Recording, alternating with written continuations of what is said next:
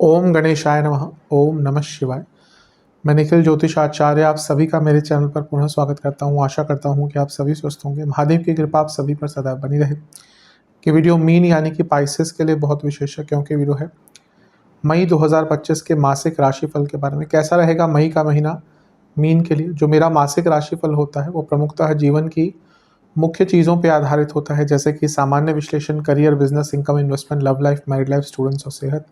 और इसके साथ ही वीडियो के अंत में कुछ विशेष उपाय भी बताता हूं, जिसके करने से महीने की सकारात्मकता में वृद्धि होती है। यदि आपकी लग्न राशि या चंद्र राशि मीन है, दोनों ही गाइडेंस के लिए इस राशिफल को देख सकते हैं। जहां से आपको ज़्यादा सूट करता है, रिलेट करता है, वहां से इसको ऑब्जर्व कीजिए। व्यक्तिगत तौर पे मेरा मानना है लग्न राशि से देखेंगे तो अच्छा है। इनकेस आपको नहीं पता कि आपकी लग्न राशि क्या है, तो अपनी चंद्र राशि से भी देख सकते हैं, या जहाँ से आपको ज़्यादा रिलेट करता है वहाँ से इसको ऑब्जर्व कर सकते हैं। तो शुरू करते हैं इस अत्यंत महत्वपूर्ण मासिक राशिफल का सामान्य विश्लेषण के साथ। शुरू करते हैं सामान्य विश्लेषण के साथ। ये महीना बहुत विशेष है, क्योंकि ये महीना ऐसा महीना है जहाँ पर बहुत बड़े ग्रहों का राशि परिवर्तन हो रहा है। राहु, केतु, और बहुत विशेष है क्योंकि ये राहु केतु का जो एक्सेस है, जो सर्प की कुंडली है, जो कुंडली मारकर सर्प बैठा हुआ है, वो आपके लग्न भाव और सप्तम को छोड़ देगा। मैं कभी भी नहीं कहता राहु केतु कोई बुरे ही ग्रह हैं, पर हाँ, वो एक बंधन अवश्य है जो अपने बंधन में व्यक्ति को बांध कर रखते हैं। तो कहीं ना कहीं वो बंधन से मुक्त होने वाले, कई लोगों ने बहुत लाभ भी उठाया होगा इसका, पर राहु केतु का बंधन तो होता ही है। और आपके लग्नेश यानी कि गुरु, उनका राशि परिवर्तन भी होगा। लग्न पर देखते हैं पहले किस किस ग्रह का प्रभाव है। बहुत सारे ग्रहों का प्रभाव है। शनि लग्न में अब आ चुके हैं, लंबे टाइम तक रहेंगे। लाभेश भी हैं तो लाभ तो देंगे ही, वहीं वो 12वें घर के स्वामी हैं तो विदेश से लाभ देंगे। लेकिन रोग के भाव के स्वामी हैं तो लंबे रोग, सर के रोग, ऐसे रोग जो चलते ही रहते हैं, उनकी अब बढ़ने की संभावना आपको दिखेगी। आप में से कई लोगों को प्रभाव दिख भी चुका होगा। धीरे धीरे करके छोटे मोटे रोग या क्रॉनिक डिजीज व्यक्ति को तंग कर सकती है। शुक्र लग्न में उच्च के रहेंगे, और अब ये लास्ट महीना है जब शुक्र उच्च के रहेंगे। बहुत टाइम से आपके लग्न भाव में है, क्योंकि पहले प्रवेश करे थे आई थिंक जनवरी में, फिर वक्री हो गए। इस कारण से बहुत लंबा टाइम उन्होंने बिताया है आपके लग्न में उच्च की अवस्था में। तो ये धन प्राप्ति के लिए एक और ये बहुत अच्छा समय है जिसमें आपको लाभ मिलेगा। नीच भंग भी बना हुआ है क्योंकि बुध नीच का है, तो कुछ बड़े चेंजेस लाने के लिए, कुछ अनकन्वेंशनल करने के लिए भी अच्छा टाइम है। और राहु भी 18 तारीख तक रहेंगे। राहु जाते जाते एक अलग सा रास्ता आपके लिए खोल कर जाते हैं, एक ऐसा रास्ता आपको दिखा के जाते हैं जिसके बारे में शायद आपने भी सोचा नहीं होगा। तो राहु का प्रभाव जब हटेगा तो उसके अलग रिजल्ट आएंगे। लेकिन लग्न को क्योंकि छोड़कर जा रहे हैं, तो एक ऐसा अनकन्वेंशनल सा रास्ता आपके लिए खोल के जाएंगे जो आपके जीवन में आने वाले टाइम में आपको बहुत लाभ देगा। राशि परिवर्तन से शुरू करें तो पहला गोचर बुध का होगा, और बुध आपके धन स्थान में आकर बैठ जाएंगे। 7 तारीख को बुध आदित्य योग बनाएंगे।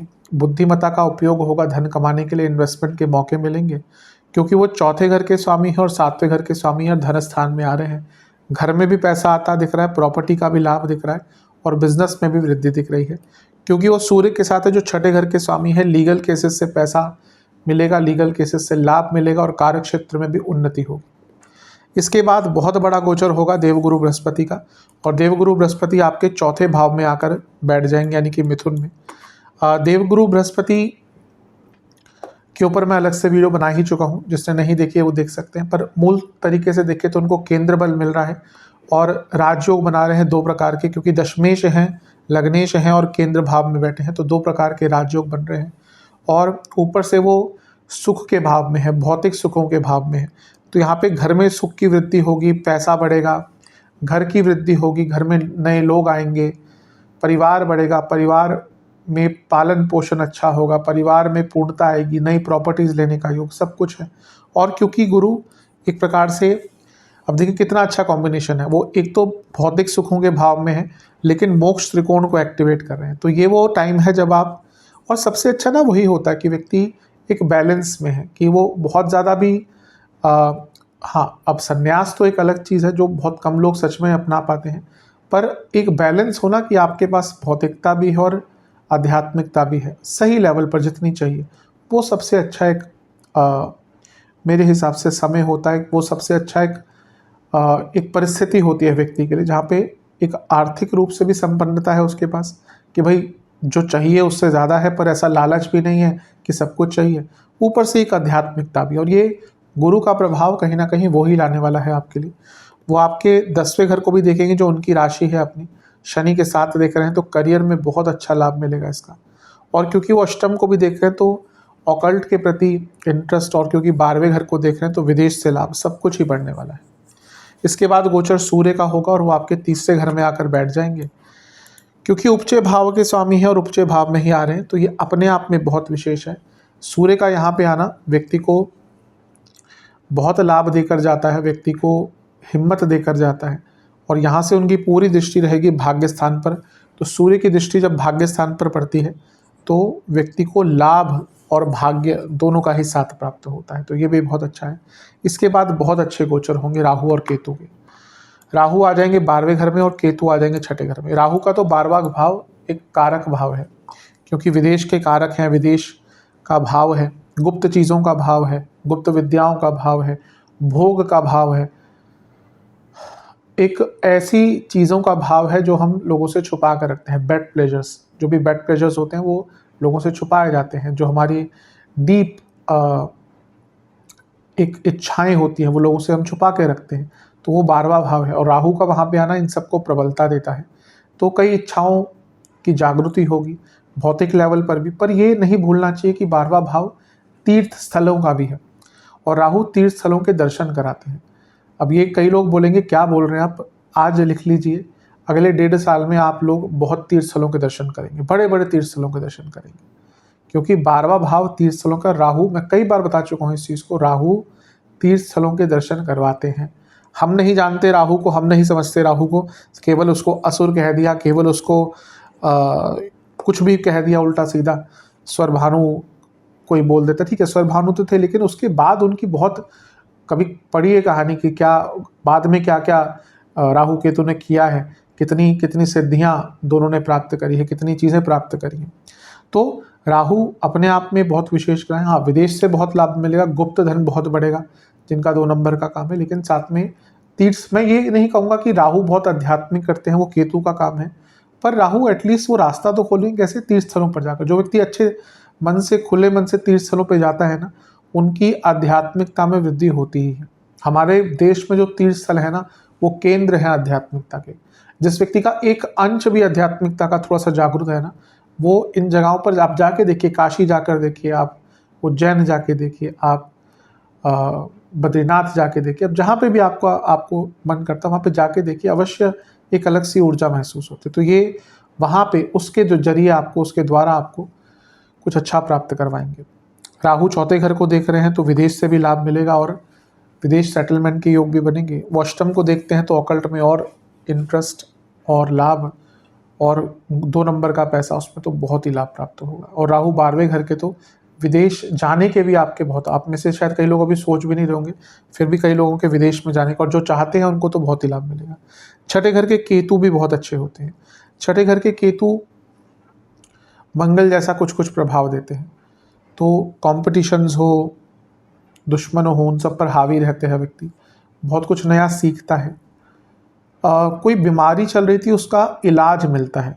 एक प्रॉब्लम है कि 6ठे घर में केतु का ना सर्जरीज भी दिखाता है। मैं मेडिकल पे जब, या हेल्थ पे आऊँगा, या जब केतु पे ही वीडियो बनाऊँगा उसमें ज़्यादा डिटेल में जाऊँगा। पर हाँ, कोई सर्जरी वगैरह डॉक्टर ने बोली है तो हो सकता है आने वाले टाइम में आपको करानी पड़े। वो 10वें घर को देख रहे हैं गुरु के साथ, यानी कि करियर में कुछ बदलाव आएंगे। वो दूसरे घर को देख रहे हैं, यानी कि इन्वेस्टमेंट्स या पैसे के सेविंग्स पर आपको विचार करना पड़ेगा, किस प्रकार से रिसोर्सेज को यूज़ करना है इसका विचार करना पड़ेगा।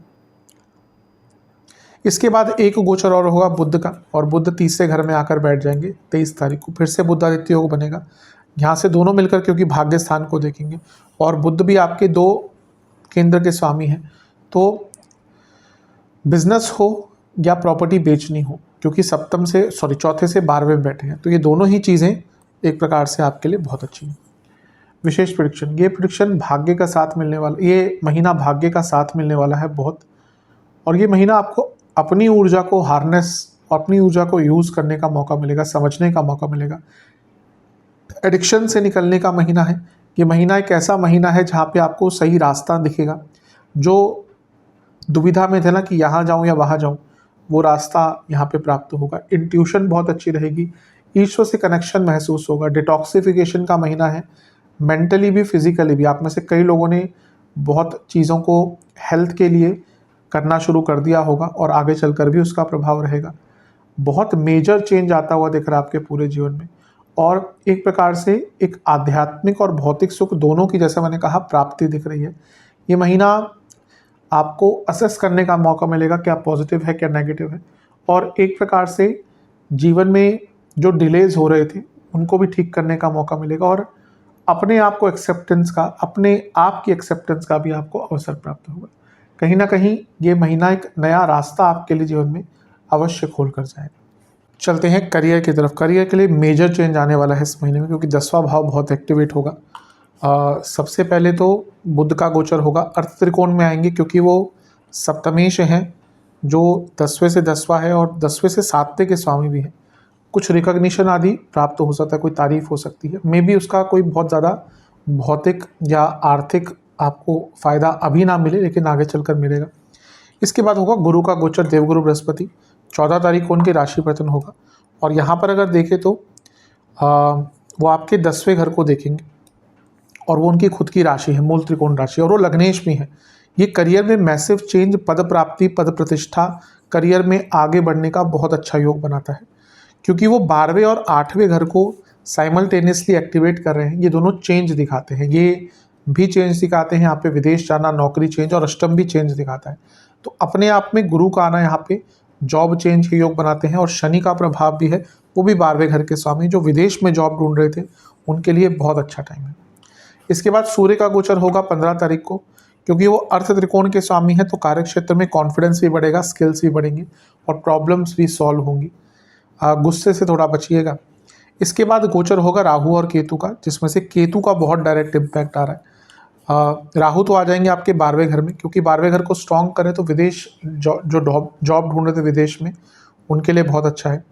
केतु का 6ठे घर में आना और 10वें घर को देखना, यानी कि जॉब चेंज, न केवल जॉब चेंज, यहाँ पर करियर में मेजर शिफ्ट, इवन डिपार्टमेंट तो छोड़ो, आप हो सकता है अपने करियर की स्ट्रीम भी अगर बदलना चाहते हैं तो केतु बहुत अच्छा प्रभाव देंगे। तो ये महीना बहुत अच्छे बदलावों का है। ये महीना बहुत कुछ सीखने का है, और ये महीना करियर में ट्रांसफॉर्मेशन का है। मैं कह रहा हूँ कि जॉब चेंज के तो योग बन ही रहे हैं अच्छे। जो लोग चाहते हैं कि भाई डिपार्टमेंट के साथ साथ रोल्स भी चेंज हो जाए, पूरा जो पोर्टफोलियो है, पूरा प्रोफाइल है आपका, वही चेंज हो जाए, उनके लिए भी ये महीना बहुत श्रेष्ठ है। बुध का गोचर भी होगा, 3रे घर में वो आ जाएंगे, सप्तमेश और सप्तम से त्रिकोण में बैठे हैं। महीने का अंतिम भाग जाते जाते प्रमोशन अच्छे स्तर पर करा के आपकी जा सकता है। गुरु का गोचर ही वो योग बना देगा, लेकिन क्योंकि बुध का गोचर भी हो रहा है, वो सप्तमेश है, तो महीने के अंत में कोई बहुत अच्छा न्यूज़ आपको कार्य क्षेत्र में देखने को मिल सकती है। थोड़ा सा ध्यान उनको देना पड़ेगा जिनकी दशा अंतरदशा बहुत ख़राब चल रही है, क्योंकि केतु कभी कभी ना ब्रेक्स भी देते हैं। तो अगर दशा अंतरदशा बहुत ख़राब चल रही है ना, कुछ लोगों की जॉब जा सकती है, सबकी नहीं जाएगी, क्योंकि राशिफल सामान्य आधार पर से मैं बता देता हूँ कि हाँ, अगर दशा अंतरदशा बहुत ख़राब चल रही है, किस किस की, अगर आपकी कुंडली में वक्री मंगल के, आगे कुंडली में मंगल वक्री हैं, और अगर वक्री मंगल की दशा अंतरदशा चल रही है, वक्री शुक्र की चल रही है, बुध की चल रही है, केतु की चल रही है, तो जॉब जाने के योग बन सकते हैं। विशेष प्रेडिक्शन, ये महीना मैसिव ट्रांसफॉर्मेशन का है।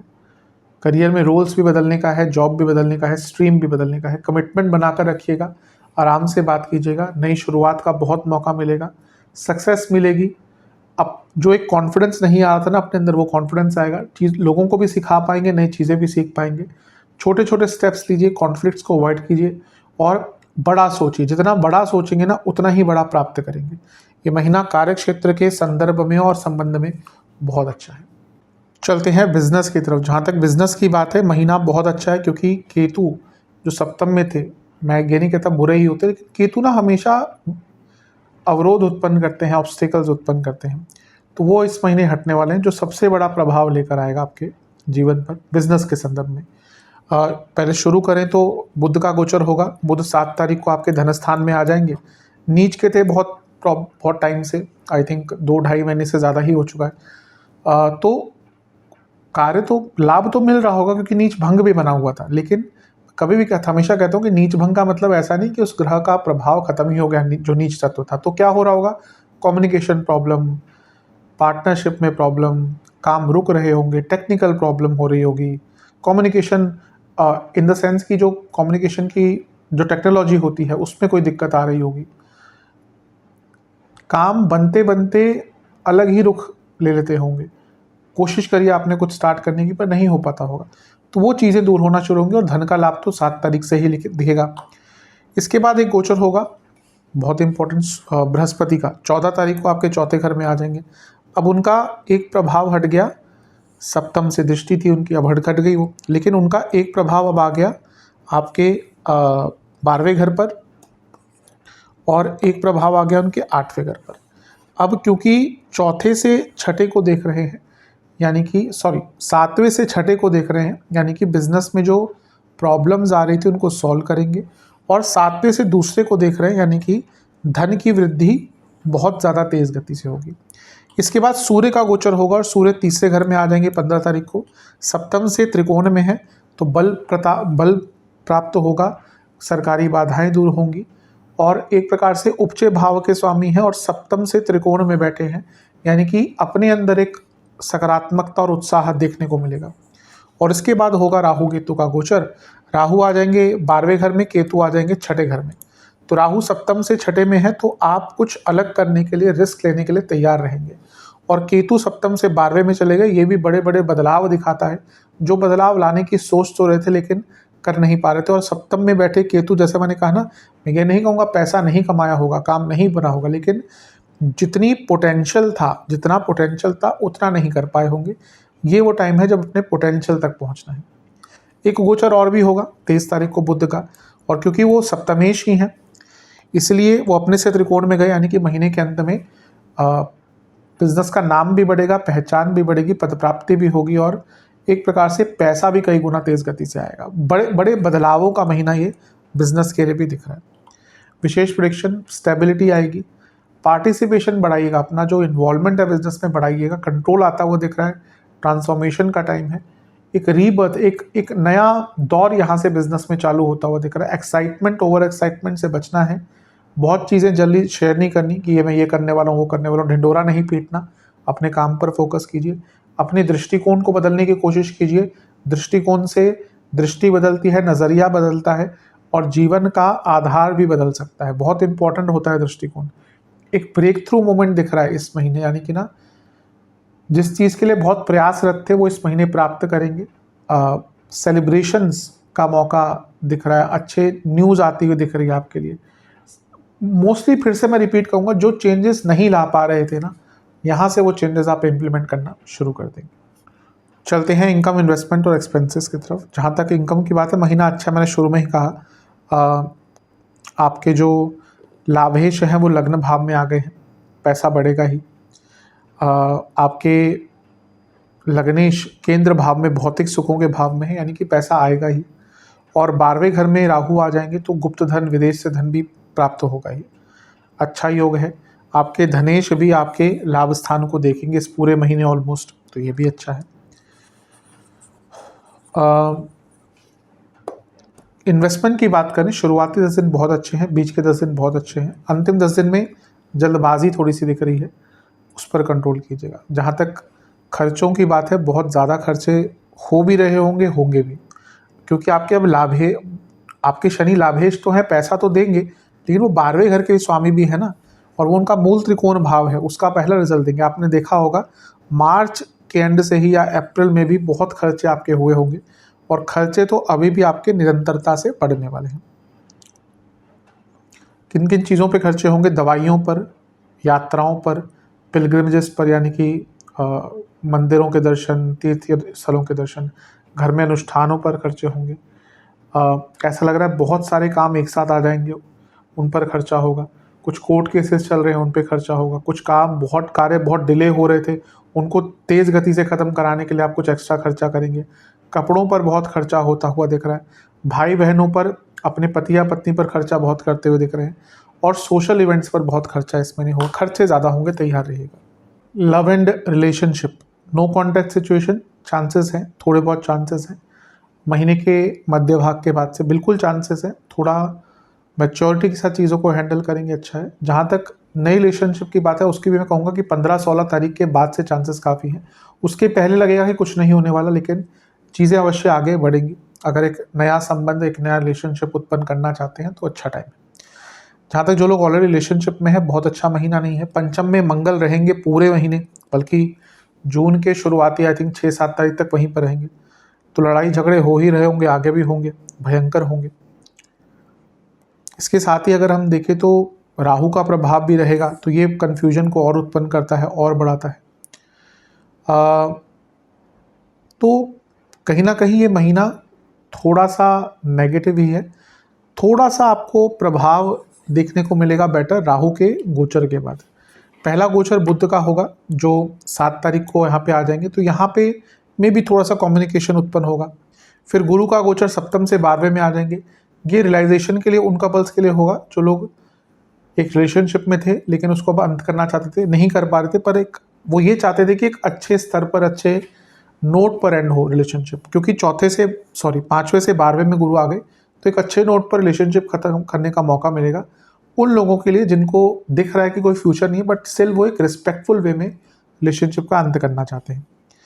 15 तारीख को सूर्य का गोचर होगा, ये थोड़ा सा एग्रेशन लाएगा क्योंकि पंचम से 11वें में है, अचानक से इच्छाएं बदलेंगी, उनके कारण दिक्कत आएगी।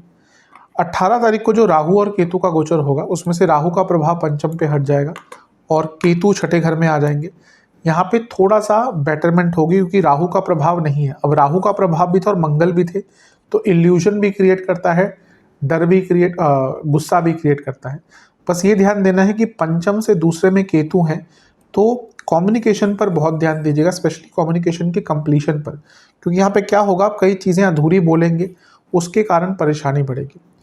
23 तारीख को पंचम से 11वें में बुध भी आ जाएंगे, तो एक प्रकार से पंचम से 11वें में बुध आदित्य योग का बनना है कि थोड़ी सी मैच्योरिटी आएगी, जिससे चीज़ों को ठीक करने का, सॉल्व करने का अवसर प्राप्त होगा।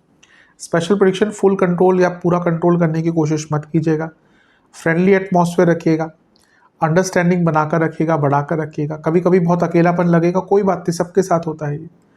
अचानक से कुछ मत कीजिएगा, छुपाइएगा मत अपने पार्टनर से कुछ भी, बहुत चीज़ें सामने आएंगी ही। और एक प्रकार से ये महीना जिनका रिलेशनशिप सर्वाइव कर गया, उनको एक आधार तय करने को मिलेगा, आधार दिख जाएगा अपने रिलेशनशिप को और स्ट्रॉन्ग करने का। तो एक कह सकते हैं कि रिलेशनशिप के लिए एक टेस्टिंग महीना भी है, अगर पास कर गए तो कहीं ना कहीं रिलेशनशिप आगे अच्छा बढ़ेगा। टर्बुलेंस वाला महीना है, पर कभी कभी थोड़ा सा टर्बुलेंस जीवन के लिए अच्छा भी होता है। वैवाहिक जीवन की तरफ चलते हैं, थोड़ा बहुत बेटरमेंट होगा क्योंकि केतु सप्तम से हट जाएंगे, लेकिन गुरु का प्रभाव भी हट जाएगा, तो इवन ही हो जाएगा, शनि का प्रभाव बना रहेगा। सबसे पहले राशि परिवर्तन 7 तारीख को बुध का होगा, सप्तम से अष्टम में बुध आ जाएंगे जो सप्तमेश है, बहुत अच्छी स्थिति नहीं होती। कोई भी भाव का स्वामी अपने से अष्टम में जाता है, वो भी अगर प्रभाव बहुत अच्छा नहीं है, मंगल की राशि में है, तो बहुत अच्छा प्रभाव नहीं है।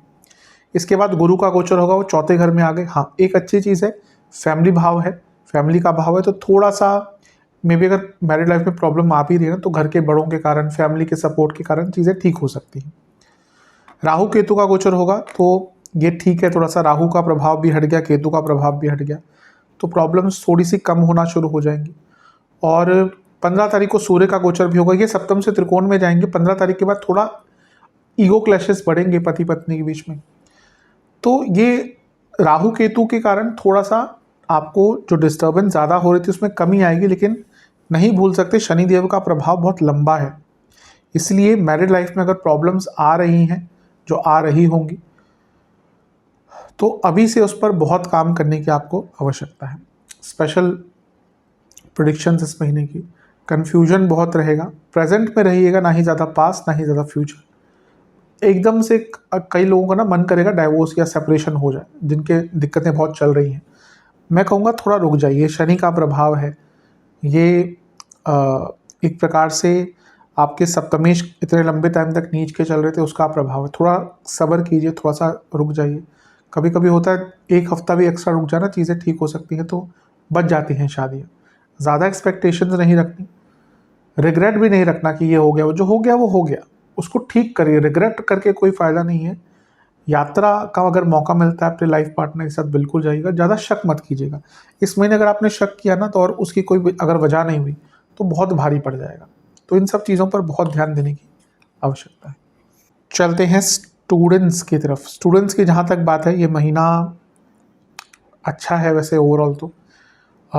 एग्ज़ाम से स्टार्ट करते हैं। शुरुआती दर्शन अच्छे हैं लेकिन थोड़ा अवेयर रहेगा। आई थिंक कुछ चेंजेस हो सकते हैं। अब आज के डेट है, कभी कभी कोई नोटिस आ जाता है, कोई नोटिफिकेशन आ जाता है, मिस हो गई आपसे, कभी कभी चीज़ें बदल जाती हैं, तो कोई किसी भी डिटेल को मिस मत कीजिएगा। बीच के 10 दिन रिएक्ट मत कीजिएगा, बहुत ध्यान भ्रमित होगा, आपको अपने ध्यान को केंद्रित रखना है। महीने का अंतिम भाग थोड़ा सा उदासीनता ज़्यादा दिख रही है, ये एक नेगेटिव इम्पैक्ट डालेगी। पंचम भाव में मंगल बने रहेंगे जो आपके लाभेश भी हैं और भाग्येश भी हैं, तो ये अच्छा है। लेकिन नीच के हैं तो गुस्सा रहेगा, एकाग्रता की कमी रहेगी। 7 तारीख को बुध आदित्य योग बन जाएगा, ये अच्छा है। बुध की अवस्था वैसे भी स्टूडेंट्स को थोड़ा सा तंग करती है, और क्योंकि वो लग्न भाव में ही थे तो ध्यान बहुत भटक रहा होगा, ये एक अच्छी चीज़ है। गुरु केंद्र में आ जाएंगे, ये स्टेबिलिटी लाएगा 14 तारीख को। 15 को सूर्य आ जाएंगे आपके तीसरे घर में, ये क्योंकि पंचम से 11वें में है तो सरकारी बाधाएं, सरकारी कार्यों में लाभ दिलाएंगे। और फिर राहु केतु का जो गोचर होगा वो भी एक इम्पैक्ट डालेगा, क्योंकि राहु का प्रभाव भी दृष्टि द्वारा पंचम पर पड़ रहा था जो ध्यान भटकाते ही हैं। तो राहु का प्रभाव हट जाएगा 18 तारीख को, केतु का प्रभाव हट जाएगा 18 तारीख को। केतु छठे घर में कॉम्पिटेटिव एग्जाम्स के लिए बहुत अच्छे होते हैं, और राहु का प्रभाव 12वें घर में ध्यान आपका जो भटक रहा था उसको कम करेगा, और विदेश में अगर पढ़ना चाह रहे थे तो उसके योग बनाता है। तो बहुत अच्छा है, इसका लाभ उठाइएगा महीने का। 23 तारीख को बुध फिर से यहाँ पे आ जाएंगे, बुध आदित्य योग बनेगा, तो इसका भी आपको लाभ मिलेगा। स्टूडेंट्स के लिए ये एक टोटलिटी, एक पूर्णता लाने वाला महीना है जहाँ पे काम पूर्ण होंगे। स्ट्रेस को थोड़ा सा मैनेज कीजिएगा, लेकिन फ्लेक्सिबल रहना पड़ेगा। कॉन्फिडेंस इंप्रूविंग पर ध्यान दीजिए। कभी कभी होता है कि सब कुछ आता भी है व्यक्ति को लेकिन कॉन्फिडेंस पूर्ण नहीं होता, और इस कारण से वो आगे नहीं बढ़ पाता। अदरवाइज देखा जाए पूरा ही महीना आपका अच्छा है। कभी कभी अकेलापन बहुत तंग करेगा, लेकिन ठीक है, ऐसा आता है कभी कभी मौका जब अकेलापन व्यक्ति को तंग करता है, उससे थोड़ा सा अपने आप को दूर रखने की कोशिश कीजिएगा। ओवरऑल देखा जाए ये महीना स्टूडेंट्स के लिए काफ़ी अच्छा है। चलते हैं सेहत की तरफ। जहाँ तक सेहत की बात है, ये महीना ठीक ठाक तो नहीं कहूँगा, क्योंकि 12वें घर के स्वामी लग्न में आ गए, तो मैं तो ये कहूँगा बहुत केयरफुल रहिए, क्योंकि ये बहुत टाइम तक रहेंगे यहाँ पर। शनिदेव की बात कर रहा हूँ, और अष्टमेश भी अभी शुक्र लग्न में ही है, तो ये भी प्रॉब्लम्स क्रिएट कर सकते हैं। इस महीने आँखों के रोग, दांतों के रोग, हार्मोनल प्रॉब्लम, नसों की प्रॉब्लम, ग्रंथियों की प्रॉब्लम, स्लीप डिसऑर्डर्स, कफ रोग, ये ज़्यादा तंग करेंगे। शुरुआती 10 दिन कफ रोग, फीवर, नसों की प्रॉब्लम। बीच के 10 दिन बॉडी में वात की प्रधानता, वायु रोग, बॉडी पेन, बीपी। अंतिम 10 दिन फिर से बीपी, लेकिन यहाँ पे लो बीपी के ज़्यादा योग हैं। पेट के रोग बहुत तंग करेंगे, कफ के रोग बहुत तंग करेंगे, और लोअर बैक में काफ़ी दर्द रहेगा। ये सारी चीज़ें आपको थोड़ा सा तंग कर सकती हैं। इन पर जितना ध्यान दें उतना आपके लिए अच्छा रहेगा, श्रेष्ठ रहेगा। एक प्रकार से केयरफुल रहना शुरू कर दीजिए सेहत के संबंध में। उपाय की बात कर लेते हैं। जहाँ तक उपाय की बात है, 3 उपाय आपको सरल करने हैं। सबसे पहला, किसी भी मंदिर में धार्मिक पुस्तकों का दान करना है। कितना करना है, कौन सी करना है, आपके ऊपर है। तीसरा, महादेव का पंचामृत से अभिषेक करके, पुष्प की, कोई भी पुष्प की माला अर्पण करके, 4 प्रकार के फलों का भोग लगाकर, एक घी का दिया अर्पण कर कर ओम शंकराय नमः मंत्र का जाप करना है 108 बार, और पशु सेवा करनी है। ये 3 चीज़ें कर लीजिए, अवश्य इस महीने आपको बहुत लाभ मिलेगा। आशा करता हूँ वीडियो काम आएगी। चैनल पर नए हैं सब्सक्राइब कीजिए, वीडियो को लाइक कीजिए। मिलता हूँ अगली वीडियो में, तब तक के लिए ओम नमः शिवाय।